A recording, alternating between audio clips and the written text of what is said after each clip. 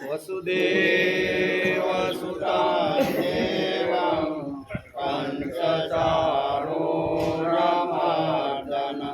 देवकी परमानन्दं कृष्णं वन्दे जगद्गुरुं गुरुर्ब्रह्मा गुरुर्विष्णु गुरुदेवो महेश्वर गुरु साक्षात् परब्रह्म तस्मै श्री गुरुवे नमः।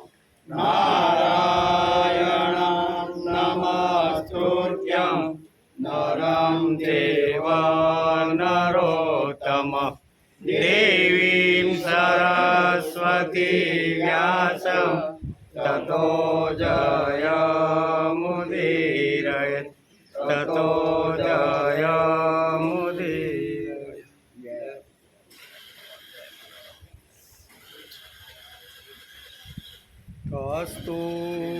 कस्तूरितिलकं ललाटपटले वक्षस्थले कौस्तुभं नासाग्रे वरमौक्तिकं करतले वेणुकरे कङ्गणं सर्वाङ्गे हरिचन्दनं सुललितं कंठे च मुक्तावली गोपास्त्री परिवेष्टितो विजयते गोपालचूडामणि।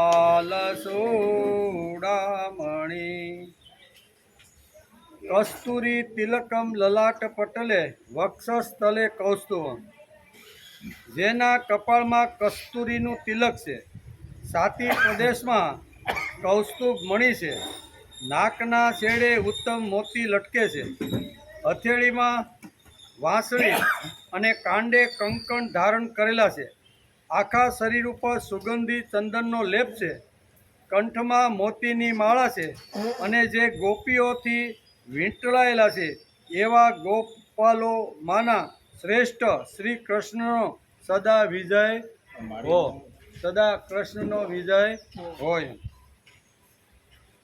આદિદેવા નમસ્તુભ્યં પ્રસીદા મમ ભાસ્કર દિવાકર નમસ્તુભ્યં પ્રભાકર નમોસ્તુતે. આદિદેવ નમસ્તુભ્યં પ્રસિદ્ધ મમ ભાસ્કર. હું હે આદિદેવ સૂર્યનારાયણ તમને હું નમસ્કાર કરું છું. પ્રકાશ આપનાર હે ભાષ્યકાર તમે પ્રસન્ન થાઓ. હે દિવાકર દેવ તમને હું નમું છું. હે તેજવાળા દેવ તમને હું વારંવાર નમસ્કાર કરું છું. આદિત્યસ્ય નમસ્કારમ એ કુર્વંતી. હે આદિદેવ હું તમને વારંવાર નમસ્કાર કરું છું. આજે શ્રીમદ ભાગવતની શરૂઆત થઈ એનો 256મો દિવસ. ગયા શુક્રવારે આપણે એકાદશા સ્કંદના 3જા અધ્યાયના 24 શ્લોક સુધી આપણે અભ્યાસ કર્યો. આજે આપણે 25થી શરૂઆત કરવાની. નિમિ રાજાનો પ્રશ્ન હતો. એમાં શું હતું કે ભગવાનની માયાને પાર કરવી તે સામાન્ય લોકો માટે બહુ કઠણ છે.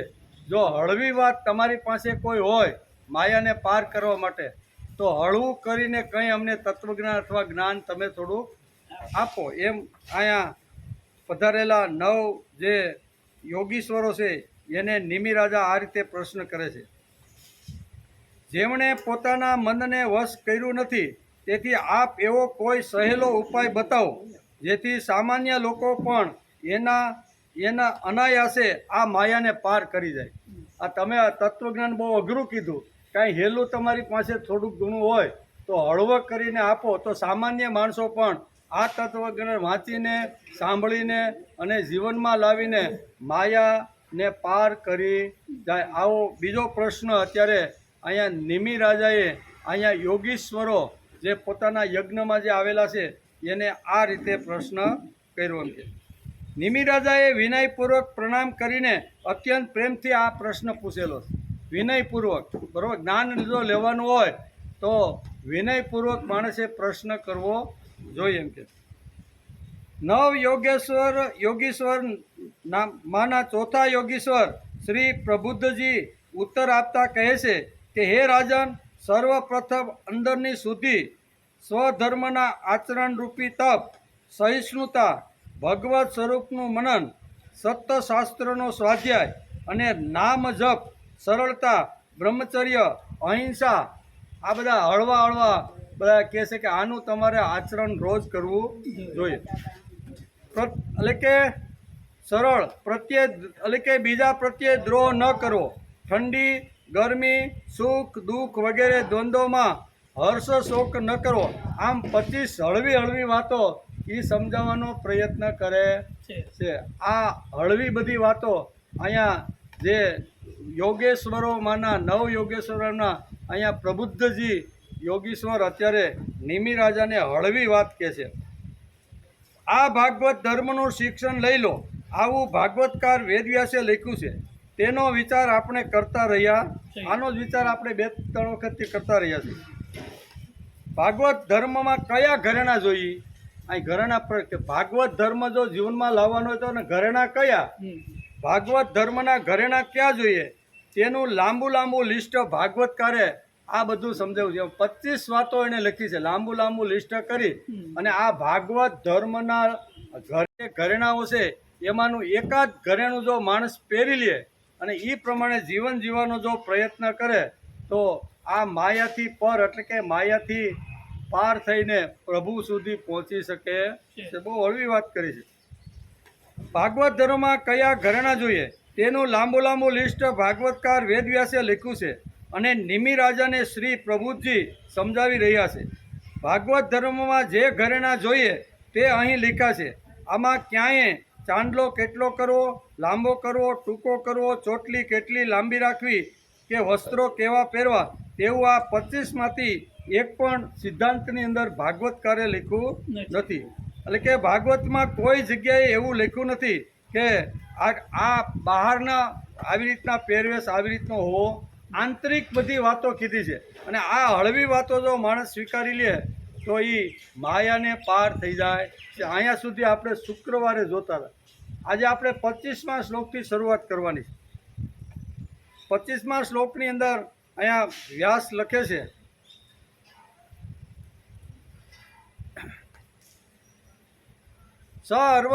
સર્વત્રામેશ્વરા વીક્ષામ કેવલ્યમનિકેતતામ વિવિક્ત ચિરવસનમ સંતોષમ એન કેનચિત શ્રદ્ધા ભાગવતે શાસ્ત્રે નિંદા નયત્ર યપી મનોવકર્મયમ દંડં ચ સત્યમ સમદમપી શ્રવણમ કીર્તનમ ધ્યાનમ હરેરાદ્ભુતકર્ષણ જન્મ કર્મ ગુણાંચાન તદર્થે ખીલશેષ્ટિતમ. અહીંયા આખા ઘરેણા કેટલા જોઈએ એનો વધારે વિસ્તારથી અત્યારે પ્રબુદ્ધજી અહીંયા યોગીશ્વર અત્યારે નિમિ રાજાને સમજાવે છે. સરસ મજાના ઘરેણા આ 3 શ્લોકની અંદર પણ આગળ લખ્યા છે. કયા ઘરેણા જોઈએ? જેને ભાગવત બનવું હોય, ભગવાનનો ભક્ત બનવું હોય તેના માટેના ઘરેણાનું આ 3 શ્લોકની અંદર ભાગવતકારે વર્ણન કર્યું છે. એ સરળ અને સીધી ભાષાની અંદર નિમિ રાજાએ પૂછેલો પ્રશ્ન છે કે ભાઈ આ માયામાંથી પર એટલે બહાર નીકળવાનું હોય તો આ તો તમે અઘરી વાત કરી. એકાદી સહેલી વાત એવી સમજાવો કે જે સામાન્ય માણસ પણ આ માયાને ઓળંગી અને પ્રભુના પદ સુધી પહોંચી શકે. એમાં આ બધી વાતો, આ બધા ઘરેણા ભાગવતકારે લખ્યા છે અને પ્રબુદ્ધજી અહીંયા યોગીશ્વર અત્યારે નિમિ રાજાને કહે શું કીધું? એક જ આત્મા સર્વત્ર છે, સર્વ વ્યાપેલો. આ આત્મા કેવો છે? અંતર બહિ તત્ સર્વમ વ્યાપ્ય નારાયણ સ્થિત અંતર બહિ તત્ સર્વમ નારાયણ વ્યાપ્યતા સ્થિત. આ હમણાં આપણે પારાયણ કર્યું ને નારાયણ ઉપનિષદમાં, એ નારાયણ ઉપનિષદનો આ મંત્ર છે. અંતર બહિ તત્ સર્વ. ભગવાન ક્યાં છે? અંદરમાં પણ છે અને બહાર આપણે જે સૃષ્ટિમાં જે જોઈ રહ્યા છીએ એ કણે કણની અંદર ભગવાન બિરાજમાન છે. એમ પ્રબુદ્ધજી આ ભાગવતના જે ઘરેણાઓ છે ને એ ઘરેણાઓનો ઢગલો ભાગવતની અંદર એકાદશા સ્કંધના 3જા અધ્યાયની અંદર ભાગવતકારે લખી રાખ્યો છે કે એક જ આત્મા સર્વત્ર વ્યાપ્ત છે. આવા ભાવથી આત્માની સત્તાને સર્વત્ર જોવો, એકાંત અને પવિત્ર સ્થાનમાં રહેવું. જ્યારે ભક્તિ કરવાની હોય, મન ભગવાનની અંદર એકાગ્ર કરી ધ્યાન ધરી અને જો આપણે ભક્તિ કરવાની હોય તો થોડો સમય માટે એકાંતની અંદર માણસે બેસવાનો પ્રયત્ન કરવો જોઈએ, તો જ માણસ સારી રીતે ભક્તિ કરી શકે. એકાંતમાં બેસવાનો પ્રયત્ન કરવો જોઈએ અને પવિત્ર સ્થાનમાં રહેવું જોઈએ. જે જગ્યાએ આપણે બેઠા છીએ ભગવાનની સામે એ આજુબાજુનું જે સ્થળ છે ને એ પવિત્ર હોવું. દુર્ગંધ મારતું હોય, ચારે બાજુથી આવી રીતે ખરાબ વાસ આવતી હોય તો માણસનું મન ભગવાનમાં સ્થિર થતું નથી. તેથી ફૂલ આવ્યા, અગરબત્તી આવી, દીવ આવ્યું, એનું કારણ શું છે? આ કારણ એનું આ છે કે જે વખતે હું ભક્તિ કરવા માટે ભગવાનની પાસે બેસું છું તે વખતે ફૂલમાંથી નીકળતી સુંદર મજાની સુગંધ નાકની પાસે આવે એટલે ભગવાનની અંદર આપણું મન સ્થિર થઈ જાય છે. દીવી પ્રગટેલી હોય, ભગવાનના અંગૂઠાથી મસ્તક સુધી ભગવાનના દરેક અંગ દેખાતા હોય, ધીમે ધીમે માણસ પગથી શરૂઆત કરી અને મસ્તક સુધી એક એક અંગની અંદર સ્થિર થવાનો પ્રયત્ન કરે. તેથી એકાંત જોઈ, સુંદર સ્થળ જોઈએ, પવિત્ર જગ્યા જોઈ, વાતાવરણ પણ સારું હોવું જોઈએ. તેથી અગરબત્તી સુંદર મજાની પ્રગટાવેલી હોય અને એમાંથી નીકળતી જે સુગંધ છે એ આપણે જે બેઠા છીએ આજુબાજુના વાતાવરણને પણ સુગંધિત અને પવિત્ર કરે છે. તેથી આ ભાગવતે લખેલા ઘરેણા છે. કેવા? અને શું કહેવાય? ભક્તિ કરવી હોય, ભાગવત જો બનવાનું હોય, ભક્ત જો બનવાનું હોય ને તો એના સરસ મજાના અસંખ્ય જે ગણી ન શકાય ને એટલા સ્કંદ 11ના 3જા અધ્યાયની અંદર ભાગવતકાર વેદવ્યાસે ઘરેણા બતાવ્યા છે. એ ઘરેણામાંથી એકાદું ઘરેણું જો આપણે પહેરી લઈને તો અહીં કહે છે કે માયામાંથી માણસ મુક્ત થઈ જાય છે. માયામાંથી મુક્ત થવાનો સહેલામાં સહેલો રસ્તો પ્રબુદ્ધજીએ અહીંયા અત્યારે રાખી માયલા આ બધા ઘરેણા છે. પવિત્ર અને સાદા સરળ વસ્ત્રો. કેવા? વસ્ત્રોનું પણ અહીં વર્ણન. પવિત્ર અને સાદા સરળ વસ્ત્રો પહેરવા. સંન્યાસી હોય તો વલ્કલ પહેરવું. જે કોઈ મળે તેમાં સંતુષ્ટ માનવું. સંન્યાસી હોય તેને પણ સરળ અને વલ્કલ ધારણ કરવાના અને પછી 5 ઘેરે જવાનું, ભિક્ષાનદેહી કરીને ઊભું રહેવાનું અને 5 ઘરમાંથી જે કાંઈ મળે બરોબર ને એમાં સંતોષ રાખીને એ જીવન જીવવાનો પ્રયત્ન કરવો જોઈએ. આગલા શ્લોકમાં કહે છે કે ભગવત પ્રાપ્તિનો માર્ગ દેખાડનારા શાસ્ત્રોમાં શ્રદ્ધા, કોઈ પણ અનન્ય શાસ્ત્રની નિંદા ન કરવી, મન, વાણી અને શરીરનો સંયમ રાખવો, સત્ય બોલવું, એટલે મનનો નિગ્રહ કરવો અર્થાત મનને શાંત કરવું, દમ ઇન્દ્રિયોનો નિગ્રહ કરવો અર્થાત મનને શાંત રાખવું. દમ એટલે કે ઇન્દ્રિયોનો નિગ્રહ કરવો એટલે મનને શાંત રાખવા માટે આ બધી ભાગવતકારે લખી છે. 3જા શ્લોકની અંદર અહીંયા 27 ને 28 શ્લોકમાં લખે છે કે અદ્ભુત કર્મ કરનારા શ્રી હરિના જન્મ, કર્મ અને ગુણોનું શ્રવણ, કીર્તન અને ધ્યાન કરવું અને બધી ક્રિયાઓ તેમના માટે જ કરવી. જપ છે, યજ્ઞ છે, દાન છે, સદાચાર છે, આ બધા સિવાય બીજા જે કોઈ પ્રિય પદાર્થો હોય તથા એ જ પ્રમાણે પોતાની સ્ત્રી, પુત્ર, ઘર અને પ્રાણોને અર્થાત સર્વ કોઈ ભગવાનને જ અર્પણ કરવું જોઈએ. આ પદ્ધતિ બતાવી. હવે આમાં કાંઈ અઘરું છે? આપણા ઘરની અંદર જે કાંઈ નાની મોટી નવા પદાર્થો, નવી વસ્તુઓ આવે તો પ્રથમ ભગવાનની પાસે મૂકીએ અને ભગવાનને કહેવાનું કે ભગવાન તારી કૃપાથી અમારા ઘરની અંદર અમે આ સુંદર મજાનું ફર્નિચર હોય કે ખાવાનો પદાર્થ હોય કે ખેતીવાડીમાં જે કાંઈ ઉત્પન્ન થયું હોય એ બધું ભગવાનના ચરણે ધરી અને પછી માણસે એનો ઉપભોગ કરવો. હવે આમાં ક્યાં અઘરું છે? આ ભાગવતકારે ભાગવત બનવા માટે, ભક્ત બનવા માટેના સરળ સીધા આ બધા ઘરેણાઓ આપણને બતાવ્યા છે. તેથી અહીં કહે છે કે ભગવાનના અદ્ભુત કર્મો, કેવા? ભગવાનના જે અદ્ભુત જે લીલાઓ છે એ લીલાઓ માણસે કાનથી શ્રવણ કરવી જોઈએ. શ્રવણ કર્યા પછી વાણીથી એનો ઉચ્ચાર કરવો જોઈએ અને ત્યાર પછી મનથી એનું સ્મરણ કરવું જોઈએ. આમાં ક્યાં અઘરી વાત છે? ભગવાનની લીલાઓ આપણે જે કાંઈ સાંભળતા હોઈએ ને એ ભગવાનની લીલાનો વિસ્તાર થાય એના માટે માણસે પ્રયત્ન કરવો જોઈએ. પછી ત્યાં શરમ રાખવાની જરૂર નથી. આગળ કીધું ને કે ઘણા ભાગવતો એવા હતા કે ભગવાન જ્યારે સામે આવ્યો હોય ઊભા હોય ત્યારે એની સાથે પગે ઘૂંઘરા બાંધી અને ભગવાન કેમ સામે ઊભા હોય એવી રીતના આ ઘૂઘરા બાંધીને પણ નાચગાન કરતા હોય છે. કોઈ મોટેથી અવાજ કરીને ગાન કરતા હોય છે અને કોઈ આવી રીતના રડવાથી અને મોટો અવાજ કરીને. આ બધું આગલા અધ્યાયની અંદર આપણે જોતા હતા. તો કે અદ્ભુત કર્મ કરનારા જે છે કરનારા ભગવાન શ્રી હરિના જન્મ કર્મ અને તેમના ગુણોનું શ્રવણ કરવાનું, કીર્તન કરવાનું અને ધ્યાન કરવાનું, 3 વસ્તુ ભાગવતકારે આ શ્લોકની અંદર બતાવી છે. પવિત્ર અને એટલે કે સાદા સરળ વસ્ત્રો પહેરવા. ચોથી અવસ્થા હોય તો સંન્યાસીઓએ ભગવા વસ્ત્ર વલ્કલ પહેરવા. પછી તે કાંઈ મળે તેમાં સંતુષ્ટ રહેવું. ભાગવત ધર્મના આના ઉપરાંત વિષય વૈરાગ્ય, અનાથો ઉપર દયા, સજ્જનો સાથે મૈત્રી અને શ્રેષ્ઠ પુરુષો માટે આદર, આ 4 ઘરેણા મુખ્ય બતાવ્યા છે. ઘરેણા ઘણા બધા છે, પણ ભાગવતકાર આ શ્લોકની અંદર 4 ઘરેણા બતાવે છે. કેવા? એ 4 ઘરેણા જો પહેરીને માણસ સમાજમાં ફરે ને તો યો મદ ભક્ત સમે પ્રિય, આમ ભગવાનને કહેવું જ પડે કે આ ભક્ત મને પ્રિય છે. 4 કઈ વાત છે? તો કે પહેલી વાત છે વિષય વૈરાગ્ય, વિષયો પ્રત્યે વૈરાગ્ય. અનાથો પર દયા, અનાથો હોય એના ઉપર દયા. સજ્જનો સાથે મૈત્રી, ત્રીજું ઘરેણું. અને ચોથું છે શ્રેષ્ઠ પુરુષો માટે આદર. વયોવૃદ્ધ જે માણસ, શ્રેષ્ઠ પુરુષો જે જ્ઞાની માણસ હોય ને એના પ્રત્યે માણસે આદર રાખવો જોઈએ. 4 ઘરેણા જબરજસ્ત ભાગવતકારે એકાદશ સ્કંદના 3જા અધ્યાયની અંદર સુંદર મજાના ઘરેણા સમજાવ્યા છે. ત્યારબાદ સૂચિ, શૌચ, તિતિક્ષા વગેરે ગુણો જીવનમાં હોવા જોઈએ.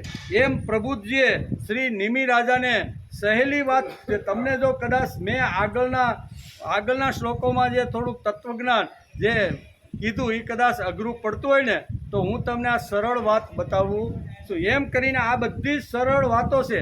આપણે અનુસરણ કરીને આપણે પણ ભાગવત બની શકીએ છીએ. આમાં કાંઈ અઘરું છે ખરું? આમાં કોઈ વસ્તુ ઘર છોડવાની વાત નથી.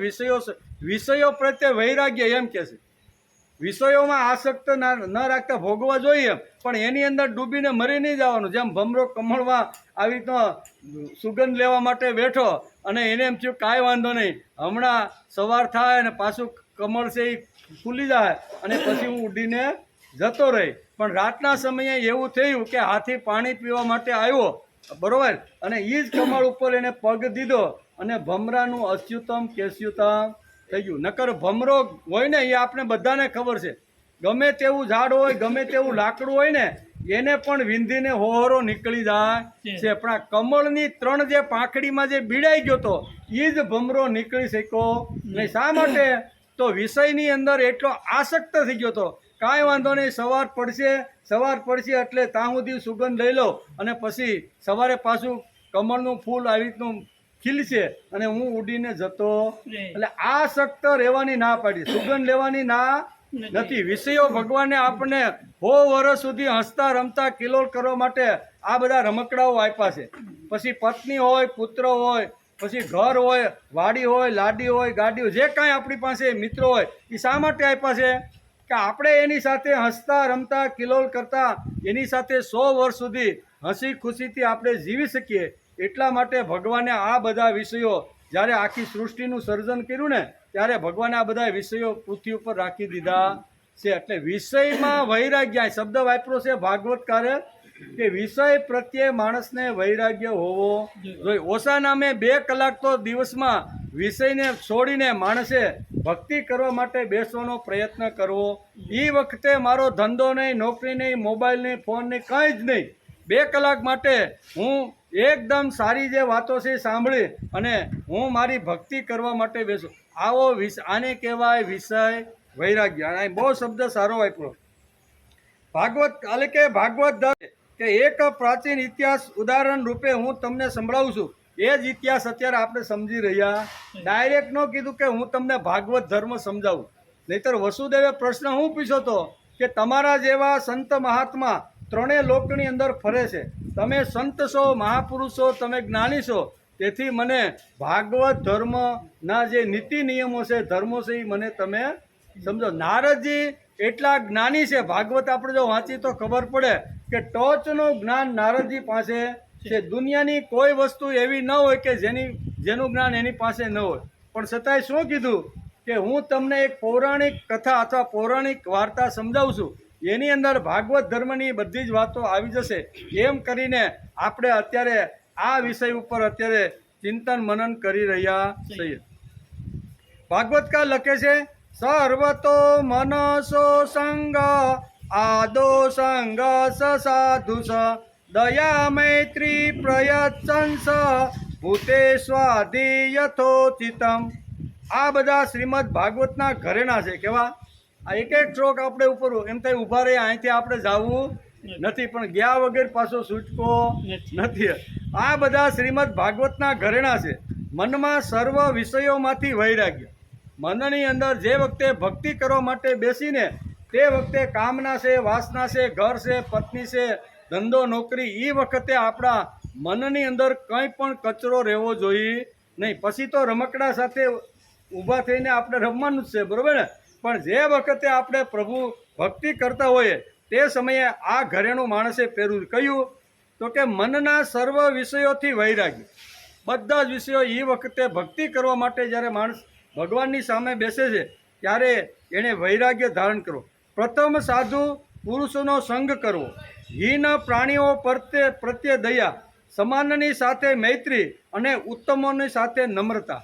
આ બધા ભાગવત ધર્મના જબરજસ્ત બધા ઘરેણાઓ છે. એમાંનું એકાદ ઘરેણું જો આપણે લઈને ફરીએ ને તો શું કહેવાય, માણસ માયામાંથી મુક્ત થઈ અને પ્રભુ પદ સુધી પામી શકે છે.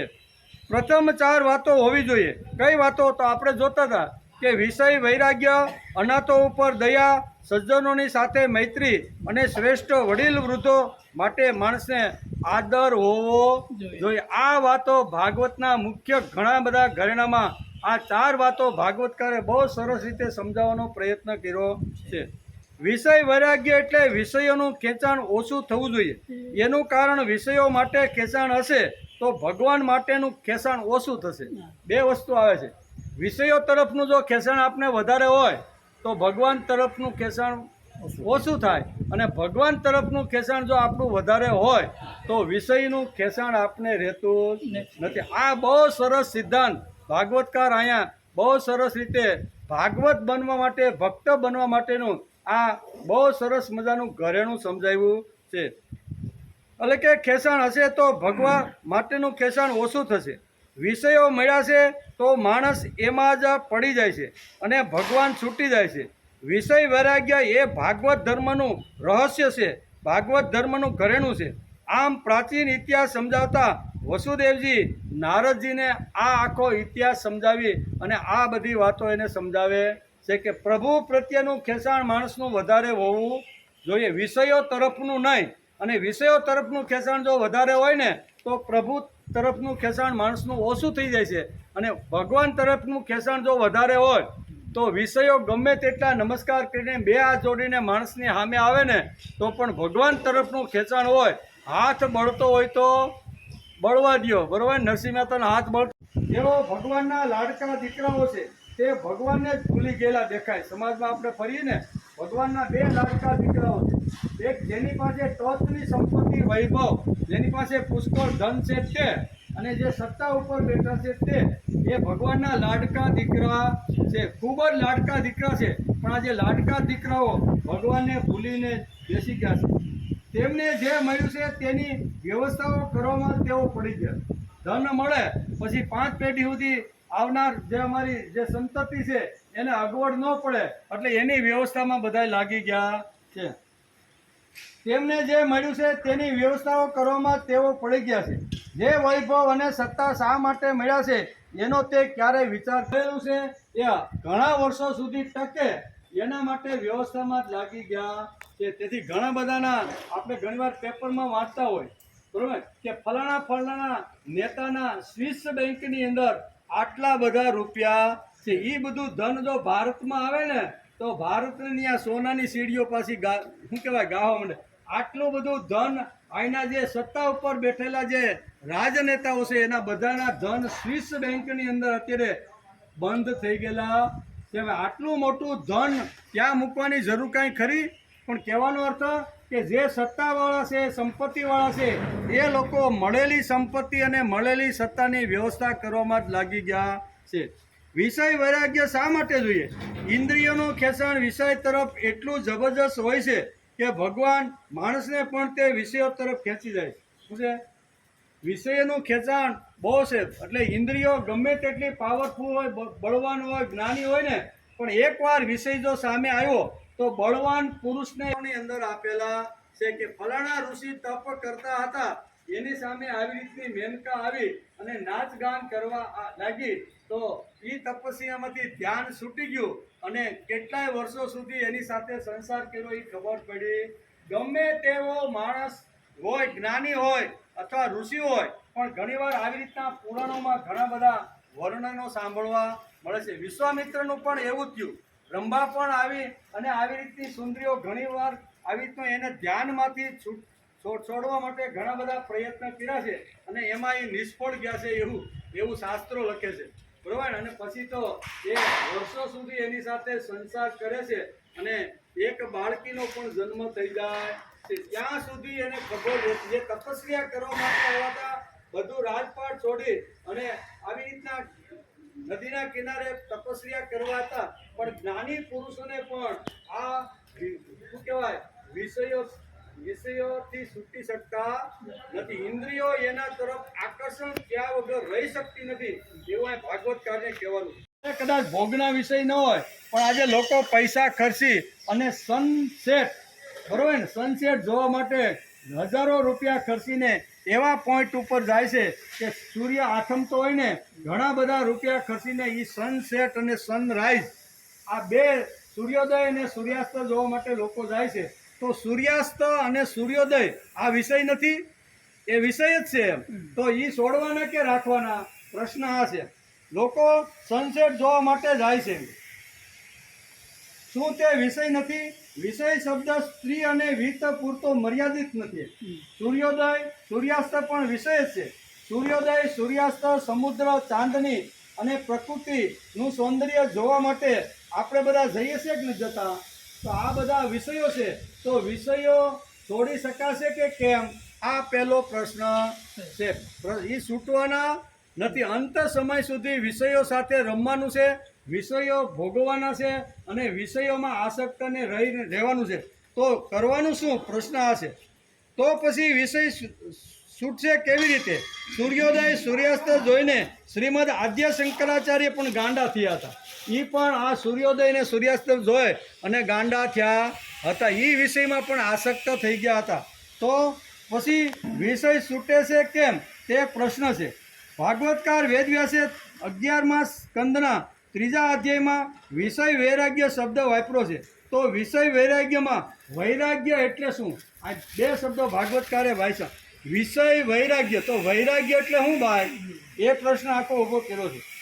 તો વૈરાગ્યનો અર્થ ભાગવતકારે કીધું છે કે વિશેષણે રગ એટલે કે રાગ ઇતિ વૈરાગ્ય, વિચારપૂર્વક સમજીને રાખેલો રાગ એટલે વૈરાગ્ય. ભાગવતકાર આ 3જા અધ્યાયની અંદર આ વાત લખે કે ભગવાન ઉપરનો રાગ વધવો જોઈએ અને વિષયો ઉપરનો રાગ ઘટવો જોઈએ. એને અહીંયા કહે છે વૈરાગ્ય. વૈરાગ્ય, બરોબર ને? એટલે કે ભગવાન ઉપરનો રાગ વધે, ભગવાન ઉપરનો પ્રેમ વધે, ભગવાન ઉપરની આસક્તિ વધે, ભગવાન ઉપરનો આવી તો ઘણી બધી વાતો વધે, એને વૈરાગ્ય કહેવામાં આવે છે. ધીમે ધીમે ઘરની અંદર રહેલા, સમાજમાં રહેલા, પ્રકૃતિમાં રહેલા ધીમે ધીમે વિષયો છૂટે અને એ જ વિષયો આનું આકર્ષણ ભગવાન ઉપર થવું જોઈએ. બધાને સુખ જોઈએ છે, વિષયોથી સુખ મળે છે, સુખનો આગ્રહ છે, પરંતુ સુખની વ્યાખ્યા શું? નૈયાયિકો પણ કરી શક્યા નથી. ગીતાકારને પણ થોડોક પરસેવો છૂટી ગયો છે કે ભાઈ સુખની વ્યાખ્યા કરતાં ગીતાકાર પણ લખે છે કે જે આપણને અનુકૂળ હોય તે સુખ અને પ્રતિકૂળ હોય તે દુઃખ. આપણે જે જોઈતું નથી એ સામે આવે એટલે એને દુઃખ સમજવાનું, અને આપણે જોઈએ છે એ સામે જો મળે તો એને સુખ. એટલે એ ભાગવતકાર વેદવ્યાસ અત્યારે ભાગવતના ઘરેણાઓની વાત કરે છે કે આટલા બધા ઘરેણા પડેલા છે, એમાંથી એકાદું ઘરેણું જો માણસ પહેરે તો એને શેમાંથી છૂટી જાય? માયામાંથી. પ્રશ્ન માયાનો જ હતો ને કે માયા બંધનમાંથી છૂટવા માટે તમારી પાસે એવો કોઈ હળવો ઉપાય હોય તો એ હળવો ઉપાય અમને સમજાવો. અને એ વખતે આ પ્રબુદ્ધજી આવી રીતના જે યોગીશ્વર છે એ અત્યારે નિમિ રાજાને આ બધા ઘરેણાઓ સમજાવે છે કે આટલા ઘરેણાઓ ભાગવતની અંદર વેદવ્યાસે લખ્યા છે અને એ બધી વાત એને સમજાવે છે. એનો આપણે વિચાર કરીએ છીએ. વૈરાગ્ય એટલે વિશેષણ રાગ ઇતિ વૈરાગ્ય. વિચારપૂર્વક સમજીને રાખેલો રે રાગ એટલે વૈરાગ્ય. આ ભાગવતકાર લખે છે. બધાને સુખ જોઈએ છે, વિષયોથી સુખ મળે છે, સુખનો આગ્રહ છે, પરંતુ સુખની વ્યાખ્યા શું? નૈયાયિકો પણ થાકી ગયા છે. નૈયાયિકો એટલે મહાન બુદ્ધિશાળી અને આજે આપણે જેને વૈજ્ઞાનિકો કહીએ છીએ તેઓ પણ સુખ દુઃખની વ્યાખ્યા કરી શક્યા નથી. બરોબર ને? એ પણ સુખ દુઃખની વ્યાખ્યા કરી શક્યા નથી. એ પણ ઋષિને વિત્ત જોઈએ છે. શા માટે? પ્રભુ તારું કામ કરવા માટે મને લક્ષ્મી જોઈએ છે. આ ભાવ ભૂમિકા હશે તો વિત્ત વિષય ન રહેતા પ્રસાદ બની. આ એક જ રસ્તો છે કે મારી સામે જે વિષયો આવીને ઊભા છે, તે સત્તા આવીને ઊભી છે, તે સંપત્તિ અથવા લક્ષ્મી આવીને ઊભી છે, તે એને પ્રભુનો પ્રસાદ સમજી પ્રભુ મારે તારું કામ કરવાનું છે તેથી જ તે મને આટલી સગવડતાઓ આપી છે. આ જો વિચાર બદલે તો જ એમાં માણસને વિષય વૈરાગ્ય થાય, બાકી શક્ય નથી. એમ કે એટલે કે પ્રભુ મારે તારું કામ કરવાનું છે, આ જો થાય તો એ ભૂમિકા બદલવી પડે. લક્ષ્મી બની જશે. જે ભગવાન પાસેથી મળે છે તેને પ્રસાદ કહેવાય. ભાગવત ધર્મની દ્રષ્ટિથી વિષય વૈરાગ્યનો અર્થ એ છે કે મારી પાસે જે પૈસો આવ્યો છે તે મારી કમાણી કે પ્રસાદ? આ પ્રશ્ન માણસે મેં પરસેવો પાડ્યો, સાહસ કર્યું, બુદ્ધિ વાપરી તેથી મને પૈસો મળ્યો છે કે ભગવાનની કૃપા મારા ઉપર થઈ છે તેથી મળ્યો છે? પૈસો, સત્તા, સંપત્તિ માણસના હાથમાં આવે તો પહેલો વિચાર માણસને આ લાગવો જોઈએ કે મને જે વિત્ત મળેલું છે, સુંદર શરીર મળેલું છે, સારા દીકરાઓ, બુદ્ધિમાન દીકરાઓ મળ્યા છે, બરોબર, પછી કયાગરી મને જે સ્ત્રી મળી છે કે પુરુષ મળ્યો છે, આ બધું જે મને મળેલું છે ને એ ભગવાનની કૃપાથી મળેલું છે. આને કહેવાય વિષય વૈરાગ્ય. કારણ કે વિષયો તો રહેવાના છે, બરોબર ને? માણસ 100 વર્ષ જીવે તો વિષયો કાંઈ જવાના નથી. માણસ જતો રહેશે પણ વિષયો તો આ પૃથ્વી ઉપર રહેવાના. શા માટે? તો કે વિષયો ભગવાને સર્જન કર્યા છે. એમાં હું મેં તે તો વિષયોની સર્જન જરૂર ન હોય તો ભગવાન કરે જ નહીં ને. તો એના પ્રત્યે દ્રષ્ટિ બદલાવાની વાત ભાગવતકાર આપને સમજાવે છે કે જે વસ્તુ મળે એની અંદર વૈરાગ્ય ઉત્પન્ન કરો એટલે મને પ્રભુ કૃપાથી, પ્રભુ પ્રસાદથી આ બધું મળતું રહેલું છે. ભાગવત ધર્મની દ્રષ્ટિથી વિષય વૈરાગ્યનો અર્થ એ છે કે મારી પાસે જે પૈસો આવ્યો છે, મારી પાસે જે લક્ષ્મી આવી છે અને મને જે સત્તા મળી છે તે મારી કમાણી નથી પણ ભગવાને મને પ્રસાદ તરીકે મોકલેલી છે. એમ કે આ નક્કી થવું જોઈએ. આપણે નિશ્ચિત કરશું અને મન બદલાવી નાખશું તો મળેલા વિષયો પ્રસાદ બની જશે. વિષય કોઈથી ખલાસ થવાનો નથી પણ દ્રષ્ટિ બદલવાની છે. આપણી સામે જ્યારે વિષયો આવે, ભોગ આવે અથવા વિત્ત કે સત્તા ને સંપત્તિ આવે ત્યારે એના તરફની શુભ અને કલ્યાણકારી દ્રષ્ટિ માણસની હોવી જોઈએ. ભાગવતકાર આ વિષય વૈરાગ્યની વાત સમજાવતા લખે છે. આપણે નિશ્ચિત કરશું અને મન બદલાવી નાખીશું તો મળેલા વિષયો પ્રસાદ બની જશે. વિષયો છોડીને, ઘર છોડીને એટલે કે ભાગવાની જરૂર નથી. ભાગવાની જરૂર નથી. હાલો આપણે હવે ઘણા લોકો આંખો હતી ફોડી નાખે ને. ઘણા ધર્મમાં એવું છે કે ભાઈ હું સૃષ્ટિને જોઉં તો એના તરફ મારું આવી રીતનું આકર્ષણ થાય તેથી હું અધપતનના ખાડામાં પડું. તેથી ઘણા લોકો આંખું પણ ફોડી નાખે છે. શાસ્ત્રકાર ભાગવતકાર કહે છે કે સામે વિષય આવે તો ભાગવાનું નથી, ડરવાનું નથી, ઘર છોડવાનું નથી, આંખો ફોડવાની નથી કે આવી રીતનું કંઈ કરવાનું નથી. પણ જે વિષયો જ્યારે સામે આવે ત્યારે તેના તરફની માણસની પવિત્ર અને દિવ્ય અને શુભ દ્રષ્ટિ હોવી જોઈએ. એ દ્રષ્ટિ બદલે એટલે ભોગ પણ આવી રીતનો પ્રસાદ બની જાય છે. ભાગવતકારને બહુ સ્પષ્ટ રીતે વિષય વૈરાગ્યની વાત સમજાવતા ભાગવતકાર આ વસ્તુ લખે છે, ઘર છોડીને ભાગવાની જરૂર પણ નથી, એવું ભાગવત ધર્મ સમજાવે છે.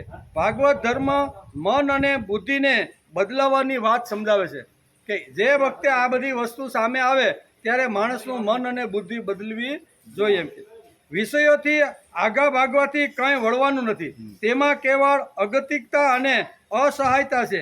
આજે જુઓ આપણે સમાજની અંદર ઘણા વિષયોથી ભાગે છે, બરાબર ને, ઘણા ભોગ કામના વાસનાથી ભાગે છે અને ઘર છોડી સંસાર છોડીને ચાલ્યા જાય છે.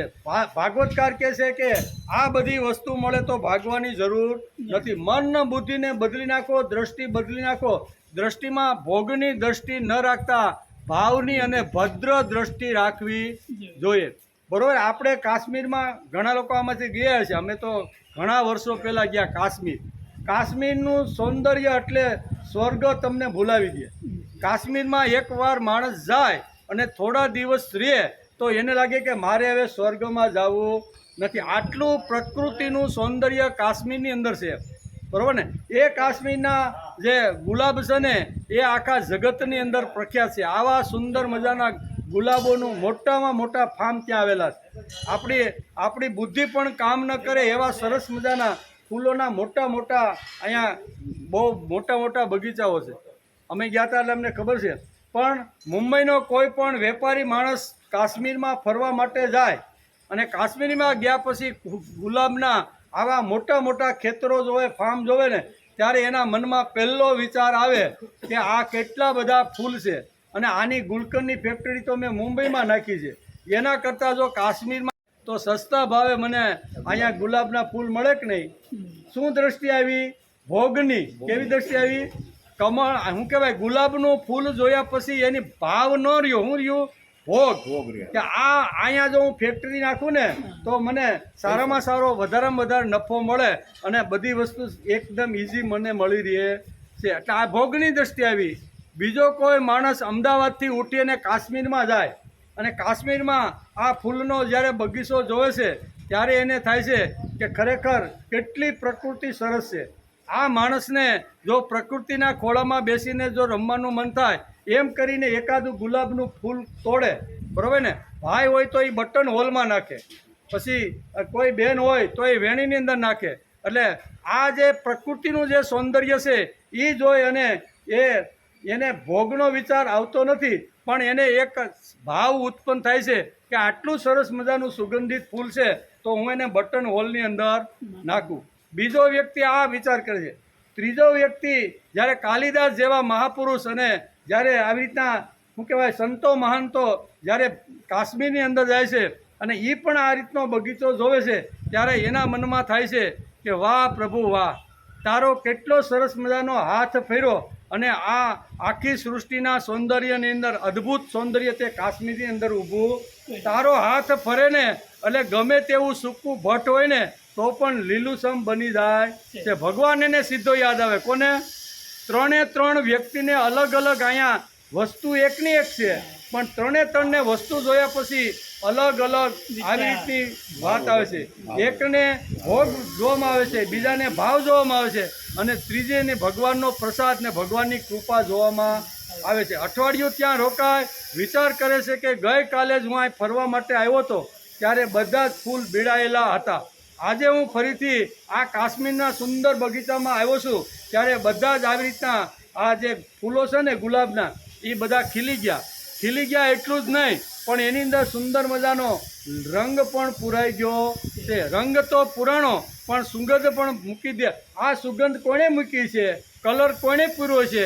ગઈકાલની જે કળી હતી એ કળી કોણે ખીલવી છે? આ બધું જોઈને ભગવાન એને યાદ આવે છે કે ભગવાન તારી કૃપાથી જ આ શક્ય છે. એટલે ભોગ તો રહેવાના પણ ભોગ તરફ દ્રષ્ટિ કઈ રાખવાની એ ભાગવતકાર આપને સમજાવે છે. ભોગ તો રહેવાના, માણસ જાય પણ ભોગ તો રહેવાના. ભોગ માણસ પૂર્ણ ભોગવી શકતો નથી. ભોગા ન ભૂગતા વયમેવ ભૂગતા, બરોબર. આમ ભર્તુહરીએ પણ કીધું છે. ભર્તુહરી કહે છે ભોગ ભોગવીને ઠાયકો પણ ભોગ તો પૂરા થતા નથી. ભોગા ન ભુક્ત વયમેવ ભુક્ત, વય પૂર્ણ થાય છે પણ ભોગ પૂર્ણ થતા નથી. આ ભર્તૃહરિનો આ સિદ્ધાંત બહુ સરસ એણે સમજાવ્યો છે. તેથી અહીંયા ભાગવતકાર લખે છે કે વિષય વૈરાગ્યનો જે વિષય છે ને, ભાગવતકારનો સુંદર મજાનું આ જે ઘરેણું છે ને, એ ઘરેણા તરફ માણસે વિશિષ્ટ દ્રષ્ટિથી જોવાનો પ્રયત્ન કરવો જોઈએ. ભગવાન મેં માગ્યું નહોતું કે આટલી બુદ્ધિ આપજે, ભગવાન મેં તારી પાસે માગ્યું નહોતું કે આવા સરસ પવિત્ર કુટુંબની અંદર તું મને જન્મ આપજે, આ મેં માગ્યું નહોતું કે આવા પવિત્ર મા બાપ મને મળે, એવું કંઈ માગ્યું નહોતું. માગ્યા વગર ભગવાને મને આ આપેલું છે. તેથી માણસને વિશિષ્ટ રાગ પ્રભુ તરફ, ભગવાન તરફ રહેવો જોઈએ. આ બધી જ વાતો ભાગવતકારે લખી છે. અને આપણે માગ્યા વગર ઘણું બધું મળતું હોય છે, તો મને આપનાર તો કોઈ હશે ને હશે જ. આ માણસને આ વિચાર માણસે કરવો જોઈએ. તેથી વેદવ્યાસ લખે છે એવું ભાગવત ધર્મ સમજાવે છે. ભાગવત ધર્મ મન અને બુદ્ધિને બદલવાનું સમજાવે છે. વિષયથી આગા ભાગવાથી કંઈ વળવાનું નથી, તેમાં કેવળ અગતિકતા છે, અસહાયતા છે. ભાગવતકાર વેદવ્યાસને વિષયના બારામાં આટલું બધું કેમ કહેવું પડ્યું? અમે આજે વ્યક્તિ અને વસ્તુને વિષય બનાવી દીધો, એટલે વસ્તુ અને વ્યક્તિને આપણે વિષય બનાવી દીધો અને એની અંદર માણસ ડૂબી ગયો છે. તેથી માણસ આ ખતમ થઈ જાય છે, એમ ભાગવતકારનું કહેવાનું છે. બુદ્ધિ, મન અને ભાવમાં બદલ કરવો તેને જ ભક્તિ કહેવામાં આવે છે. બદલ કરવાનો છે, ભાગવાનું નથી. સંસારથી ભાગવાનું નથી, વિષયોથી ભાગવાનું નથી, બરોબર? તો એ બધા તો જન્મજાત આપણી સાથે રહેવાના. તો ભગવાને આપણે મન આપી છે, બુદ્ધિ આપી છે, ઇન્દ્રિયો આપી છે, અને આ બધો જે ભાવ આપ્યો છે એની અંદર માણસે બદલ કરવાનો છે. બુદ્ધિ, મન અને ભાવમાં બદલ કરવો તેને ભક્તિ કહે છે. વિષય વૈરાગ્યનો અર્થ સમજીને તે જીવનમાં લાવવું જોઈએ, તેમ ભાગવતકાર વેદવ્યાસ લખે છે. અને અહીંયા ભાગવત ધર્મ સમજાવતા અહીંયા બહુ સરસ રીતે આ યોગીશ્વર સમજાવે છે. બીજી વાત કહી છે કે અનાથો ઉપર દયા ભાગવતો એ કરવી જોઈએ. અંતઃકરણ ભાવથી ભીનું થવું જોઈએ, તેમાં ગોવિંદનો આકાર આવી જાય છે, બરોબર? આવી રીતના જે કીધું છે કે અનાથો ઉપર દયા કરવી. સમાજની અંદર ઘણા બધા એવા છે, પુરુષાર્થ કરે છે, મહેનત કરે છે, 12 કલાક સુધી પરસેવો પાડે છે, પણ છતાંય ઘણીવાર બે છેડા એના ભેગા થતા. તો આવા જે ઘણા જે હોય છે એના ઉપર માણસે દયા ભાવ રાખવો. બીજું ઘરેણું બહુ સરસ રીતે કે અનાથો ઉપર દયા ભાગવતો એ કરવી જોઈએ. અંતઃકરણ ભાવથી ભીનું થવું જોઈએ, તેમાં ગોવિંદનો આકાર માણસને જોવાનો પ્રયત્ન કરવો જોઈએ. ત્રીજી વાત છે સજ્જનોની સાથે મૈત્રી. કેવી? સજ્જનો સાથે મૈત્રી. અને ચોથી વાત છે શ્રેષ્ઠ પુરુષોને માટે આદર. આ ભાગવત ધર્મના ઘરેણાઓ અહીંયા ભાગવતકારે બહુ સરસ રીતે સમજાવવાનો પ્રયત્ન કર્યો છે. નારદ મુનિ વસુદેવને ભાગવત ધર્મ સમજાવતા એક પ્રાચીન ઇતિહાસનું ઉદાહરણ આપીને અહીંયા યોગીશ્વરો 9 જે યોગીશ્વરો છે એને અહીંયા રૂપકના રૂપમાં સુંદર મજાનો એક આ ઇતિહાસ અત્યારે નારદજી અત્યારે કોને સમજાવે છે? વસુદેવને. વસુદેવનો પ્રશ્ન મૂળ હતો કે ભાગવત ધર્મ તમે મને સમજાવો. હવે વસુદેવ કોણ હતા? તો કે બ્રહ્મના પિતા હતા. છતાં એટલી નમ્રતા સાથે 2 હાથ જોડીને નારદજીને કહે છે કે તમે મને ભાગવત ધર્મ સમજાવો. આટલી મોટી વ્યક્તિના જે પિતા હોય એને કેટલો પાવર હોય, પણ અહીંયા નમ્ર બનીને 2 હાથ જોડીને કહે છે કે ભાગવત ધર્મ તમે મને સમજાવો. ત્યાંથી પ્રશ્નની શરૂઆત થઈ. નારદજી કહે છે કે વાત તમારી બરોબર છે, પણ હું પણ એકવાર આવી રીતની એક સભા હતી, સભાની અંદર ગયો હતો અને ત્યાં 9 યોગીશ્વરો આવી રીતના ભાગવત ધર્મ સમજાવતા હતા. એ વાર્તા મેં સાંભળેલી છે. એમ કરીને આ ઇતિહાસની શરૂઆત થાય છે, એ આપણે જોયું. નારદ મુનિ વસુદેવને ભાગવત ધર્મ સમજાવતા એક પ્રાચીન ઇતિહાસ ઉદાહરણ રૂપે વસુદેવને સમજાવે છે. વસુદેવને નારદ મુનિ કહે છે કે યદુવંશી શિરોમણી, આ ભાગવત ધર્મ એવી વસ્તુ છે કે જેને કાન દ્વારા સાંભળવાથી, વાણી દ્વારા ઉચ્ચાર કરવાથી, ચિત્ત દ્વારા સ્મરણ કરવાથી અને હૃદયથી તેનો આદર અને અનુમોદન કરવાથી મનુષ્ય તે જ ક્ષણે પવિત્ર થઈ જાય છે. સુંદર મજાનું આ ભાગવત ધર્મ સમજાવતા 4 વાતો વારંવાર અત્યારે નારદજી અત્યારે કોને સમજાવે છે કે મેં જે સાંભળેલું, મેં ઇતિહાસ જોયેલો, એ જ ઇતિહાસનું પુનરાવર્તન હું તમારી સામે કરી રહ્યો છું. એમ કરીને સુંદર મજાના ભાગવતના ઘરેણા સમજાવે છે. આગળ પણ વેદવ્યાસ લખે છે, ઈષ્ટદત્તમ તપોજપ્તમ વૃતમ યાચ મનમ પ્રિયમ દારાન સુતાન ગૃહાત પ્રાણાન યત પરસ્મે નિવેદનમ એવં કૃષ્ણાત્મનાથેષુ મનુષ્યસેષુ સૌહદમ પરિચર્યા શોભયત્રાહિ મહસ્તુ નૃષુ સાધુતુ.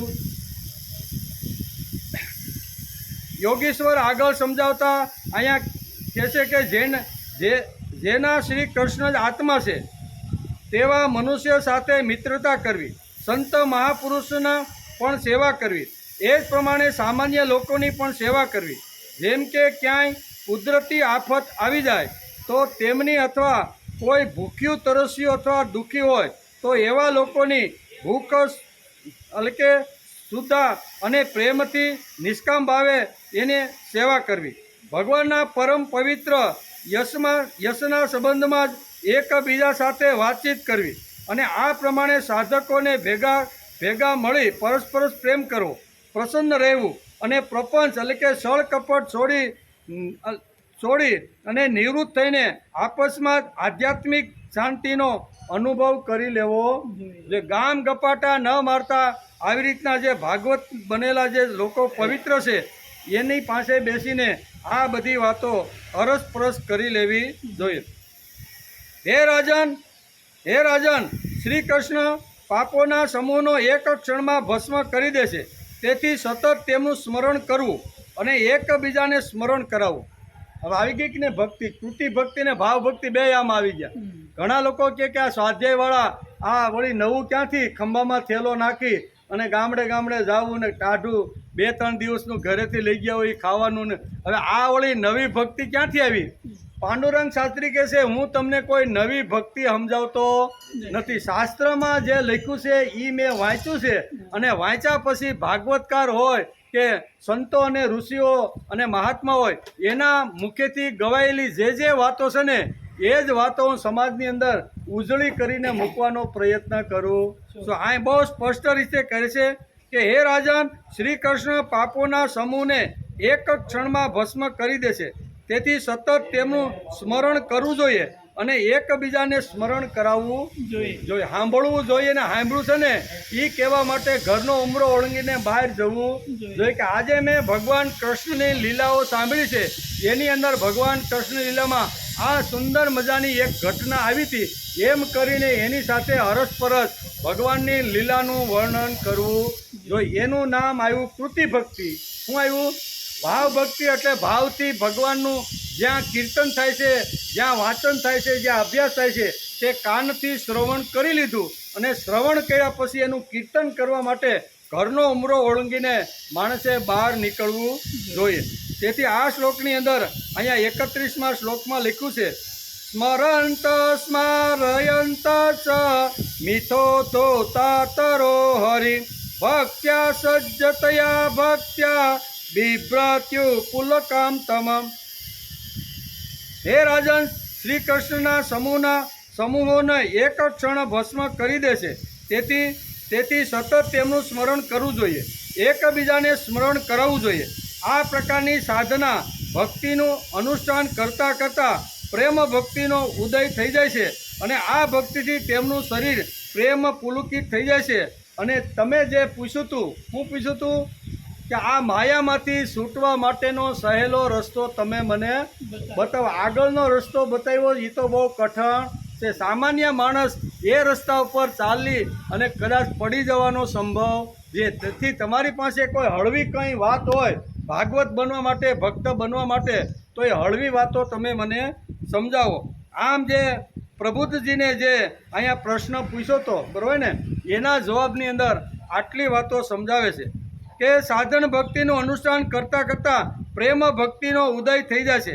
આ ભક્તિથી તેમનું શરીર પ્રેમ પુલકિત થતું રહે છે. ભગવાનના ગુણોનું શ્રવણ, ભગવાનની લીલાનું શ્રવણ કર્યા પછી એનું કીર્તન, અને કીર્તન કર્યા પછી પોતાના જીવનમાં લાવી અને જે જીવવાનો પ્રયત્ન કરે છે એ જ આ માયાથી મુક્ત થઈ જાય છે. બહુ સરસ રીતે અહીંયા પ્રબુદ્ધજી જે યોગીશ્વર છે એ અત્યારે રાજા નિમિને આ પ્રમાણે સમજાવે છે. ભગવાનના આવા ભક્તો ક્યારેક તો આ પ્રકારની હજી સુધી અચ્યુત ભગવાનના દર્શન મને થયા નહીં એવી ચિંતા કરતાં કરતાં ક્યારેક રેડા કરે છે.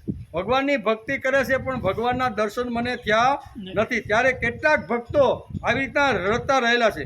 ક્યારેક હસે છે, ક્યારેક આનંદમગ્ન થઈ જાય છે, અને ક્યારેક ભગવાન સાથે વાર્તાલાપ કરતા હોય એમ બોલવા લાગે છે. ક્યારેક નાચે છે અને ક્યારેક ગાય છે, અને ક્યારેક ભગવાનની લીલાઓનું અનુસરણ કરે છે, અને ક્યારેક બિલકુલ ચૂપ થઈ જાય છે. આમ કરતાં કરતાં છેવટે તે પરમાત્માને પ્રાપ્ત કરીને પરમાત્મામાં ડૂબી જાય છે. જેમાં ગોપીજનો ભગવાનના પ્રેમમાં ડૂબેલા રહેતા હતા, આ પ્રમાણે જે ભાગવત ધર્મના જ્ઞાનથી સંપન્ન બને છે તેના દ્વારા ઉત્પન્ન થયેલી ભક્તિથી નારાયણમાં લીન થઈ જાય છે, તથા તે ભક્તિના પ્રભાવથી તે દુરસ્ત માયાને સરળતાથી પાર કરી જાય છે. આ તમે જે મને પ્રશ્ન પૂછ્યો તો કે આ માયામાંથી છૂટવા માટેનો સહેલો રસ્તો કયો છે એ તમે મને સમજાવો. આ તમે મને જે પ્રશ્ન પૂછ્યો તો એમ અત્યારે નિમિ રાજાને અત્યારે પ્રબુદ્ધજી અત્યારે આ પ્રમાણે કહી રહ્યા કે તમારા પૂછેલા પ્રશ્નનો મેં આવી રીતનો જવાબ આપ્યો છે. શ્રી કવિજી, શ્રી હરિજી, શ્રી અંતરિક્ષજી અને શ્રી પ્રબુદ્ધજી, આ રીતે ચાર આવી રીતના યોગેશ્વરે અલગ અલગ નિમિ રાજાએ પ્રશ્ન પૂછ્યા હતા. એમાં ચોથા નંબરના જે છે એ પ્રબુદ્ધજીએ આવી રીતનો અહીંયા નિમિ રાજાને પોતાના પ્રશ્નનો સારી રીતે હળવી ભાષામાં સામાન્ય માણસ પણ એ આ આચરણ કરીને ભાગવત એટલે ભગવાન સુધી પહોંચી શકે એવી વાત એમણે આ 33 શ્લોકની બહુ સરસ રીતે સમજાવવાનો પ્રયત્ન કર્યો. આ બધા શ્લોકો છે એ ભગવાનના ભાગવતના બધા ઘરેણાઓ છે. આ એકાદું ઘરેણું પહેરી અને સમાજમાં હરે ફરે અને જો ભગવાનનું અહીંયા કહે છે ભગવાનનું જન્મ, ભગવાનના ગુણ, ભગવાનનું કીર્તન અને ભગવાનના આવી રીતના જીવનો છે એનું જો કીર્તન કરીને સમાજમાં જો લઈ જાય તો એ ભાગવત બની જાય છે. નિમિ રાજાએ ફરીથી પૂછ્યું. નિમિ રાજાએ પૂછ્યું કે હે સંત પુરુષો, કારણ કે 9 યોગીશ્વરો ત્યાં આવ્યા છે. કેટલા? આ નિમિ રાજા જે યજ્ઞ કરે છે એમાં ઘણા બધા બ્રાહ્મણો છે, ઋષિઓ યજ્ઞમાં આહુતિઓ આપે છે. એવા સમયે આ 9 યોગીશ્વરો ત્યાં આવે છે, બરાબર ને? એ 9 યોગીશ્વરોમાંથી 4 યોગીશ્વરને આપણે નમસ્કાર કર્યા. અને એ જ વખતે ફરીથી નિમિ રાજા યજ્ઞની અંદર બેઠેલા જે ઋષિઓ છે અને 9 આ જે યોગીશ્વરો છે એને પ્રશ્ન ફરીથી પૂછે છે કે હે સંત પુરુષો, આપ બધા પરમાત્માના વાસ્તવિક સ્વરૂપને જાણનારાઓમાં સર્વશ્રેષ્ઠ છો. તેથી મને એ જણાવો કે પરબ્રહ્મ પરમાત્મા નારાયણ નામથી વર્ણન કરવામાં આવ્યું છે તેમનું સ્વરૂપ કેવું છે? ભગવાનને નારાયણ રૂપથી બોલાવે છે તો એ નારાયણ રૂપ કેવું છે એ તમે મને અલગ અલગ આવી રીતના 4 પ્રશ્નોના ઉત્તરો અહીંયા 4 ઋષિઓએ આપ્યા છે. અને 5મા આવી રીતના જે પીપલયાનજી નામના જે અહીંયા શું કહેવાય પ્રબુદ્ધ એટલે જે કે યોગીશ્વર છે એને અત્યારે નિમિ રાજા પ્રશ્ન પૂછે છે. શું પૂછ્યો છે કે હે મહાત્માઓ, આપ બધા પરમાત્માના વાસ્તવિક સ્વરૂપને જાણો છો. ભગવાન કેવા છે એનું વાસ્તવિક રૂપ અમે તો જોયું નથી. નિમિ રાજા કે અમે કાંઈ જોયું નથી, અમે તો કલ્પના કરીએ છીએ કે ભગવાન આવા હોવા જોઈએ, પણ તમે તો આ વાસ્તવિક રૂપ જે ભગવાન નારાયણ છે એ નારાયણનું તમે વાસ્તવિક રૂપ તમે જોયું છે, તો એનું વર્ણન અમે સાંભળ્યું છે, પણ તમે તો જોઈ અથવા તમે પ્રત્યક્ષ એને મળીને આવો છો.